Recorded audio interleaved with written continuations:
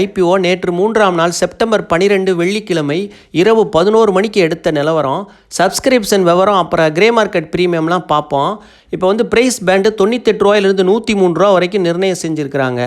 அதே சமயம் ஐபிஓ நேற்று வந்து சப்ஸ்கிரிப்ஷன் நிலவரம் பார்க்கலாம். 3ஆம் நாள் முடிவு நேற்றோடு முடிஞ்சிருச்சு வெள்ளிக்கிழமை. சப்ஸ்கிரிப்ஷன் வந்து QIB qualified institutional investor qualified institutional buyers வந்து 140 மடங்கு சப்ஸ்கிரிப்ஷன் விண்ணப்பம் பண்ணியிருக்கிறாங்க. அதே சமயம் NII வந்து நான் இன்ஸ்டிடியூஷனல் இன்வெஸ்டர் நிறுவனம் அல்லாத முதலீட்டாளர்கள் வந்து 74 முறை சப்ஸ்கிரிப்ஷன் பண்ணியிருக்கிறாங்க. அதே சமயம் வந்து ரீட்டைல் இன்வெஸ்டர் வந்து 39 மடங்கு விண்ணப்பம் செஞ்சுருக்கிறாங்க.